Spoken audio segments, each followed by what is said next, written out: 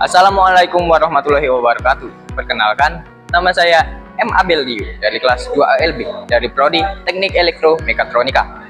Pada video ini kita akan mempelajari dasar-dasar CPR, Cardiopulmonary Resuscitation atau RGP, resusitasi jantung paru-paru sesuai dengan standar K3 dan SNI. Apa itu CPR? CPR adalah tindakan pertolongan pertama ketika seseorang mengalami henti nafas dan henti jantung. Tujuannya adalah membuka kembali jalan nafas yang tersumbat dan memaksa paru-paru serta jantung bekerja sementara melalui kombinasi kompres, dada, dan nafas buatan. Sehingga darah beroksigen tetap bersirkulasi ke seluruh tubuh hingga bantuan medis lanjutan tiba. Kapan CPR diperlukan? Kita melakukan CPR pada korban yang mengalami serangan atau henti jantung, tersendak hingga saluran nafas tertutup, keracunan narkotika, alkohol, atau zat berbahaya, hampir atau telah tenggelam, menghirup asap berlebihan hingga sesak, tercekik, atau setelah kecelakaan serius. Ada pula prinsip dasar CPR, yaitu DRS ABC. Pertama, danger. Pastikan situasi aman bagi penolong, pasien, dan lingkungan. Kedua, respon. Periksa kesadaran korban dengan memanggil namanya, menepuk bahu, atau memberi rangsang nyeri ringan. Ketiga, shout for help.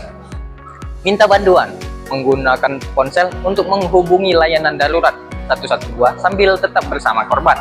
Keempat, airway. Buka jalan nafas dengan memanuver kepala miring dan dagu diangkat ke atas. Kelima, breathing.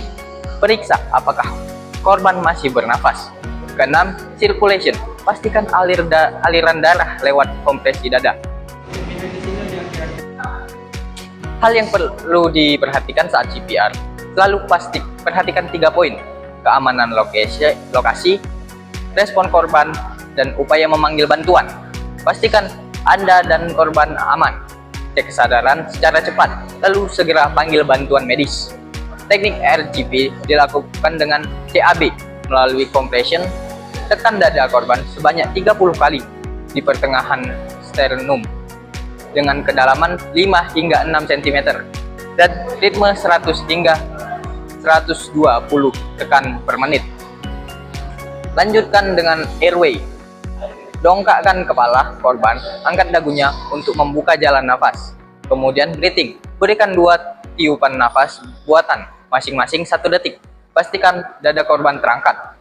Ulangi siklus 30 kompresi banding 2 nafas hingga bantuan profesional tiba atau korban menunjukkan tanda-tanda kehidupan. Dampak dari keterlambatan melakukan RGP, setiap detik sangat berarti. Jika CPR terlambat 1 menit, peluang korban bertahan hidup masih 98%. Jika terlambat 3 menit, peluangnya turun menjadi 50%. Dan setelah 10 menit tanpa resusitasi, peluang hidup hanya tinggal 1%. Lalu, kompresi jantung untuk semua usia. Kompresi dada dapat dilakukan pada semua kelompok usia dengan teknik yang berbeda. Dewasa di atas 8 tahun menggunakan 2 tangan.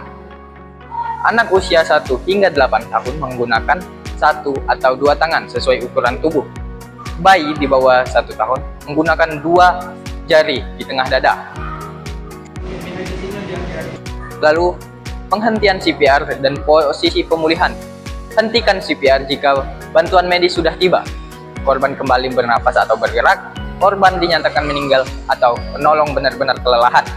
Bila korban sudah bernafas spontan, posisi recovery. Tangan kiri korban ditempatkan di pipi kanan, kaki kiri ditekuk. Tangan kanan dirapatkan ke badan, lalu gulingkan perlahan ke sisi kanan dan observasi kondisinya secara berkala. Dan itulah dasar-dasar CPR menurut standar K3 dan SNI. Kuasai teknik ini melalui latihan praktek karena Anda bisa menjadi penentu hidup seseorang. Terima kasih sudah menyimak, tetap waspada dan salam keselamatan kerja.